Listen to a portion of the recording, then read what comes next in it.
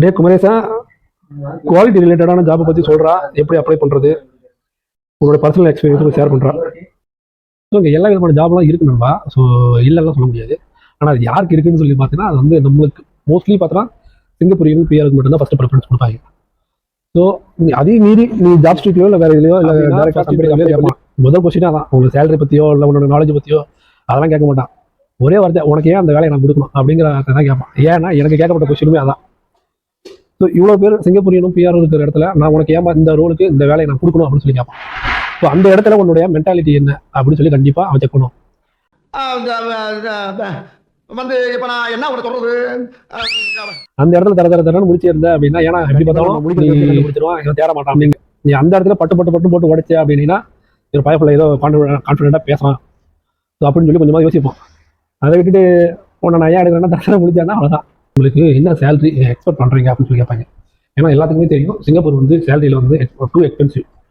So நம்ம எடுத்தோடனே நம்ம ஒரு 5 வருஷம் வேலை பார்த்துருங்க, 5 வருஷம் வேலை பார்த்தோன்னா எவ்வளோ கேட்கலாம், நம்ம ஊரில் ஒரு 30,000 வாங்கிட்டு இருக்கோமா, ஸோ இங்கே 10 மடங்காக போட்டு ஒரு 3 லட்ச ரூபாய் கேட்போம். ஸோ அப்படின்னு சொல்லி பாவியலா இப்படி தாண்டா அசிங்கப்படுறதா வாழ்க்கையில எனக்குடா நல்ல வேலை முடியுமா, யாரும் பார்க்க முடியாது. ஸோ நண்பா, நீ நினைக்கிற மாதிரி அப்ராடில் வந்து நம்மளுடைய கெரியர் ஓரியன்டாகவே வேலை வாங்கணும்னு நினைக்கிறது ரொம்ப கஷ்டம். ஸோ அதை வாங்கிட்டா அதுக்கப்புறம் ஓகே, நம்ம லைஃப் வந்து அப்படியே ஸ்மூத்தாக போகும்.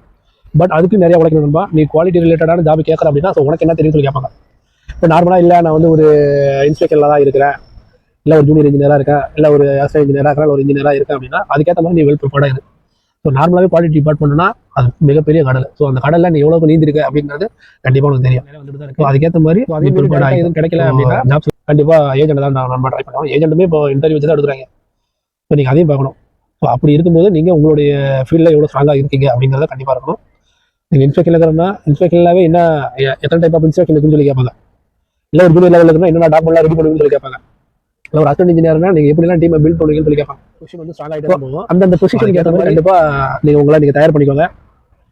உங்களுக்கு என்ன கம்பெனி தெரியுமோ அந்த கம்பெனி டேரெக்டாக அடிச்சு பார்த்துட்டு அவங்க டேரெக்டாக அவங்களுக்கே நீங்கள் மெயில் பண்ணுங்க, அவங்களுக்கே அப்ளை பண்ணுங்க. ரிசீவ் மட்டும் கொஞ்சம் நல்லா ஸ்ட்ராங்காக ரெடி பண்ணி வச்சுக்கோங்க. கண்டிப்பாக நானும் ட்ரை பண்ணி தான் இருக்கிறேன், நீங்களும் ட்ரை பண்ணிங்க.